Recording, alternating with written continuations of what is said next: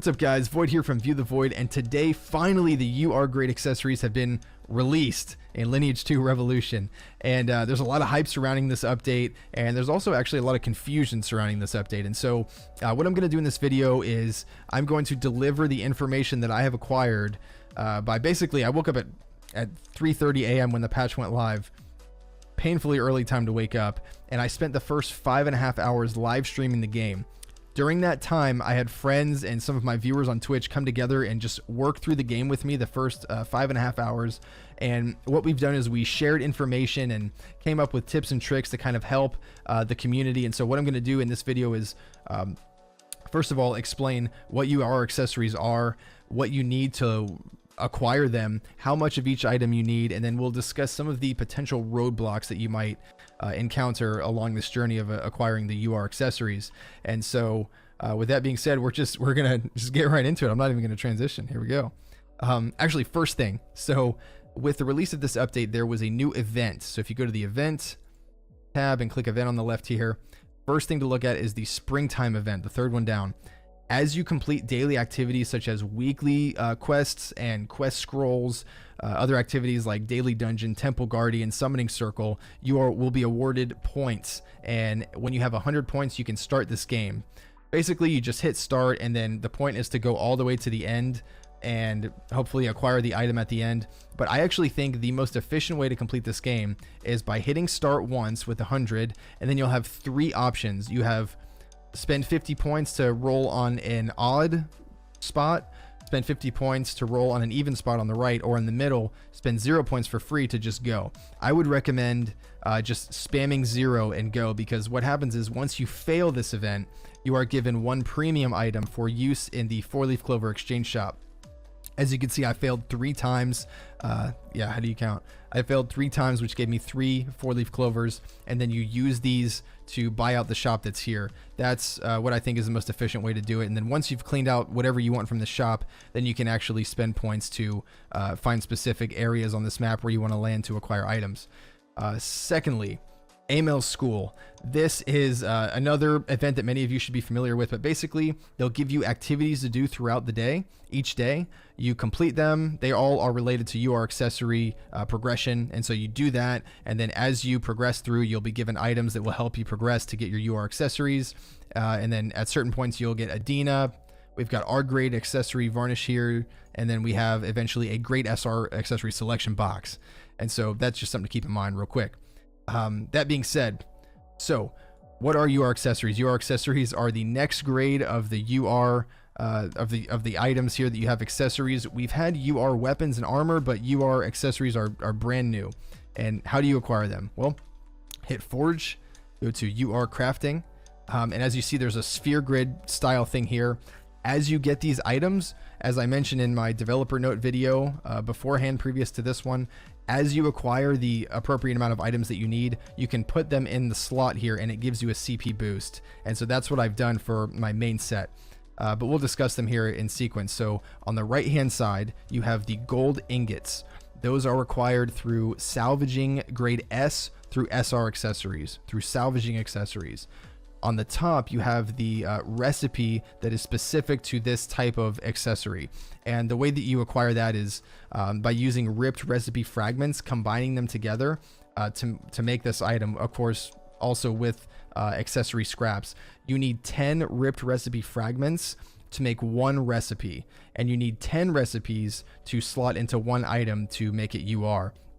And so you need 1,000, basically 1,000 Ripped Recipe Fragments in order to combine enough recipes to make a normal set here. On the left hand side, this should be familiar to all of you, but we have the Radiant Upgrade Stones for accessories, which are acquired via just the traditional means. We have the Daily Dungeon, you know, certain things will award you these, but mostly just through the Daily Dungeon. And then we have in the bottom left hand corner the accessory scraps. You need 3,000 of these in order to put a slot into 1 item.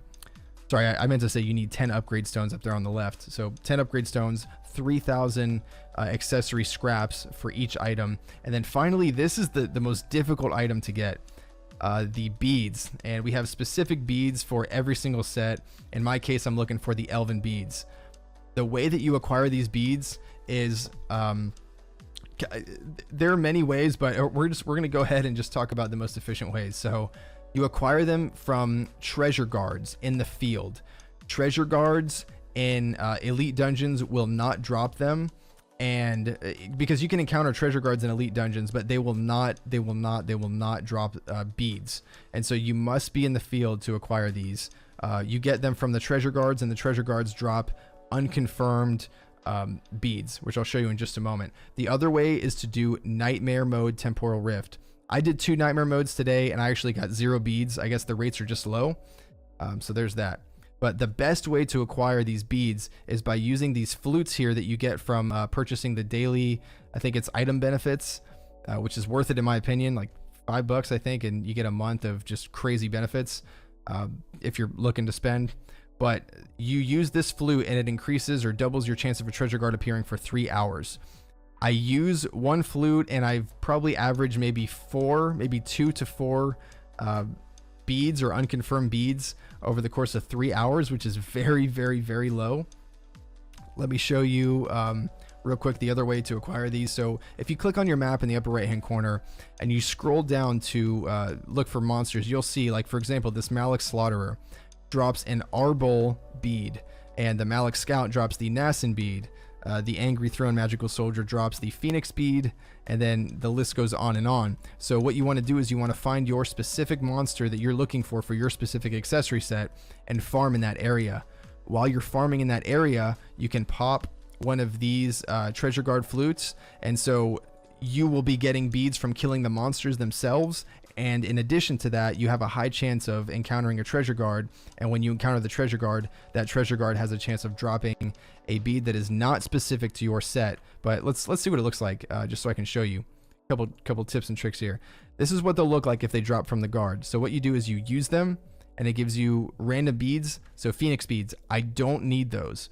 But what you can do if you have a lot of scraps like I do, there's just so many scraps there, and that's from dismantling or salvaging accessories first. But what you can do is, let's say I didn't like that roll, so you can go click on the bead, click workshop, and then you can actually re-roll them for 30 scraps each. So let's say I want to roll both of them. I re-roll them again, and it turns them into 2 more unconfirmed beads. So what I would do is I go back to my inventory here, and I've got 2 more unconfirmed beads. I can click use, and look, I got an elven bead, so that's what I need. And then the other one, obviously, I can go to workshop, I can re-roll it again. Only do this if you're just rolling in scraps like I am. So that is one way, that is one thing that you can do. Once you get those, if you get beads that you don't like, you can just keep milling them and cycling them, and look, I got 2 elven beads. So that's like the best case scenario for me. But back to these items, what you need to actually upgrade these to UR are 150 of your specific bead for 1 item. This is going to take a long time. Someone did the math for me. I think they said the average amount of beads per hour with flute is like 1 to 2, and so that would mean that you will need 375 to 750 hours to get 750 beads for your accessory set. This means that 125 to 250 flutes, and right now I've saved up around like 75-ish, and so that means that I'll need at least 50 more flutes, maybe even 125 if I get 1 flute per day. So those are just some statistics there. In terms of the other items, I'll touch more on that later, but the other items, let's see, for the scraps, you will need 90,000 scraps total in order to complete 1 full normal set. And when I say normal, I mean everything that's not the hero set, because the hero set is completely different. I'll go into that hopefully at the end of the video, but we're talking about the normal sets: Nassin, Elven, Arbol, Phoenix, etc. And so you need, again, 90,000 total. So you need 5 times 15k scraps for the recipes. So when you combine the Ripped Recipe Fragments up top here, you need to have 5 times 15k, which is 75,000, to make enough recipes to slot in each of your items for your main set. And then when it comes to the scraps, you need 5 times 3,000, which is 15,000. And so that means that in total, in order to craft recipes for each item and to slot the 3,000 scraps for each item of your main set, you need 90,000 scraps. And so that's it for that. those are really the only numbers that you need to pay attention to, because everything else comes pretty quickly. Now, the next thing that I wanted to mention is that if you're farming in the field in terms of drops, what you need to do to obviously get these beads quickly is you want to click on the map and you want to find a monster that is level appropriate for you. People are saying, you know, let's go to the 306s at level 320. No, the drop rates suck. The magic number is plus or minus 6 levels of your character. So the 314s, because I'm 320, they are 6 levels below me. They are an appropriate monster to farm, as they will drop me beads. If you do anything less than 6, they will not drop beads. If you find a monster that is more than 6 levels than you, they'll still drop beads, but it just might not be efficient to kill them because they'll have a lot more HP than what your character is able to kill. And so bear that in mind. So the bead farm is going to be only in the field. It's going to take a long time. You kind of just have to get used to it. Now, a couple of pitfalls that I would recommend avoiding. As I mentioned before, I opened 3,800 Santa Marlox boxes, which are the boxes that essentially they have an S through SR accessory item or varnish in them. And that was just, it was a lot. It was a lot to manage in my inventory of 600 to do 3,800. And so here's what I would recommend doing. If you're a new player, kind of just take your time, you know, acquire these items over time. This is going to be something where if you weren't already prepared for it, it's pretty straightforward. You just focus and just, you know, farm these items up. I would start with the beads first, and then you get the other items slowly over time. But if you're a player like in the mid range or like the upper echelon, and you're confused and you want to be efficient, you need to keep this in mind. You need to keep in mind that Netmarble mentioned that they're going to have an accessory codex. If I understand that correctly, it's going to be just like the equipment codex we have, where if you go here, let's see, challenges, equipment collection codex, you are basically given bonuses for everything that you maximize. So if I did all of my weapons, the weapon is max limit broken, max attribute, you get points for everything. And so if I understand the accessory codex correctly, you are eventually going to have to have one of each item type.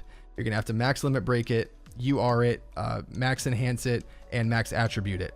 So if you have a bunch of boxes and you want to be careful about this, excuse me, here's what I did. I made as much room as I could in my inventory. I opened all of the boxes that I could, and I salvaged all of the S's, only the S's. I salvaged every single S, and until I had enough gold ingots and enough scraps to slot into my main set. So just by doing that, I had enough to, again, completely fill out the gold ingots and the scraps, and I got enough scraps to make all of the recipes at the top there. And then even on my hero set too, I was able to do at least the accessory, radiant accessory stones, and then the scraps here. These other items are acquired by different means, which again, I'll mention at the end of the video. But I would recommend doing that. Open everything you can, all the boxes you can, salvage every single S that you have. Of course, if you don't have your main set maxed, I would recommend maximizing your main set. Use anything you get to maximize your main set. But if we're keeping the accessory codex in mind, what you're going to want to do is get one of each item type. So for example, if you have moonstone, right? I got one moonstone earring, one moonstone ring, and then one moonstone necklace. I think it's I put it in my vault, but you're going to need one of each item type. I made the huge mistake of just using a crap ton of accessories and attributing multiple items. So I had 2 moonstone rings at 10 attribute, 2 phoenix rings at 10 attribute, 2 black ore rings at 10 attribute, and then I even did that for the earrings too. But because those items are duplicate, if the accessory comes out, the accessory codex comes out, and it's as I understand it, you're only going to need to do one item type. So 3 items total for each set: 1 necklace, 1 earring, and 1 ring. You at least want to try to use all of the SR items that you get from those Santa boxes to limit break first, and then you want to worry about enhances or attributes later, and enhances later, of course. But the reasoning for that is you want to ask yourself, what is the most difficult to get, right? The most difficult thing to get are limit breaks, because if you don't have an SR item, you have to spend upgrade stones to get the items to be able to limit break. So use all of the SRs that you get from the Santa Marlox boxes to limit break one of each item type for every set if you're worried about the Codex. And then use the Rs. I actually use the Rs for some attributes, but there's an argument to be made to actually hold on to them and wait and use upgrade stones on them later for whatever you haven't limit broken. So, and then the S's, obviously salvage them until you have enough scraps to fill out your main set for making the recipes and for actually slotting in the scraps themselves. So again, if you're concerned about the accessory codex, if you have the means to do so, SR accessories, I'm just going to reiterate it again, SR accessories that you get straight out of the box, use those for limit breaks, one of each of the 3 items for each set, limit break it, save the Rs and upgrade them to, you know, finish the limit breaks that you wouldn't have had, and then use the S's just to salvage until you have enough scraps and ingots to slot into your, at least your main set. What I did was I did my max limit breaking, and then I delved into some attributes, but attributes will come later. You don't need to have 3 items, 10 attribute. I just had enough to do it, and so I did it. But I would at least limit break them. Don't enhance them, don't attribute them if you don't have the means to do so. And so that's kind of how I would use my Santa Marlox boxes. I'm so mad. I wasted so much Adina and so many items. And then by the end of it, what you're going to want to do is, I have a bunch of these items here. I don't need any more of these scraps. I don't need any more gold ingots. And so basically I'm just going to hold on to them. I'm going to hold on to these accessories, and later if the codex does come out, then I will use them, upgrade them with upgrade stones, and then use them to finish some of the limit breaks that I might have not finished. And then at that time I'll enhance them if I need to, if it actually comes out and it is what I understand it to be. So that's all I can think of as of right now. In terms of, you know, the important things, I would say that if you don't have a Nascent set, that's going to be very helpful, because the field is very packed right now. I actually made a 10 attribute Nascent set, and I max limit broke it except for this stupid stubborn thing here, so that you can get to the mobs quicker. And I would recommend joining into parties, you know, getting party buffs if you're in the field, and that's going to help you get one step closer to finally getting enough beads to get your UR accessories. And just another thing to be said here.